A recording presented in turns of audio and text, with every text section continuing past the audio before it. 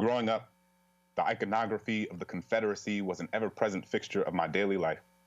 Every day on the way to school, I passed a statue of P.G.T. Beauregard riding on horseback, his Confederate uniform slung over his shoulder, and his military cap pulled far down over his eyes. As a child, I did not know who P.G.T. Beauregard was. I did not know he was the man who ordered the first attack that opened the Civil War. I did not know he was one of the architects who designed the Confederate battle flag.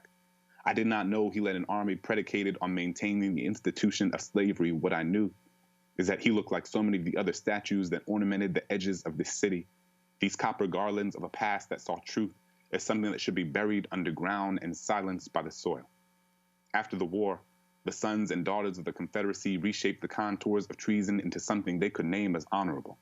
We call it the lost cause, and it crept its way into textbooks that attempted to cover up a crime that was still unfolding. They told us that Robert E. Lee was an honorable man, guilty of nothing but fighting for the state and the people that he loved, that the Southern flag was about heritage and remembering those slain fighting to preserve their way of life. But see, the thing about the lost cause is that it's only lost if you're not actually looking. The thing about heritage is that it's a word that also means I'm ignoring what we did to you. I was taught the Civil War wasn't about slavery, but I was never taught how the declarations of Confederate secession had the promise of human bondage carved into its stone. I was taught the war was about economics, but I was never taught that in 1860 the 4 million enslaved black people were worth more than every bank, factory, and railroad combined. I was taught that the Civil War was about states' rights, but I was never taught how the Fugitive Slave Act could care less about a border and spell Georgia and Massachusetts the exact same way. It's easy to look at a flag and call it heritage when you don't see the black bodies buried behind it. It's easy to look at a statue and call it history when you ignore the laws written in its wake.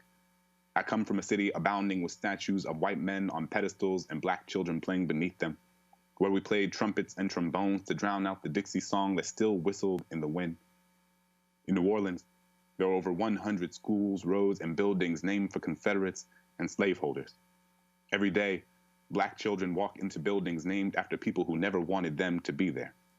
Every time I would return home, I would drive on streets named for those who would have wanted me in chains, go straight for 2 miles on Robert E. Lee, take a left on Jefferson Davis, make the first right on Claiborne. Translation, go straight for 2 miles on the general who slaughtered hundreds of black soldiers who were trying to surrender, take a left on the president of the Confederacy who made the torture of black bodies the cornerstone of his new nation, make the first right on the man who permitted the heads of rebelling slaves to be put on stakes and spread across the city in order to prevent the others from getting any ideas.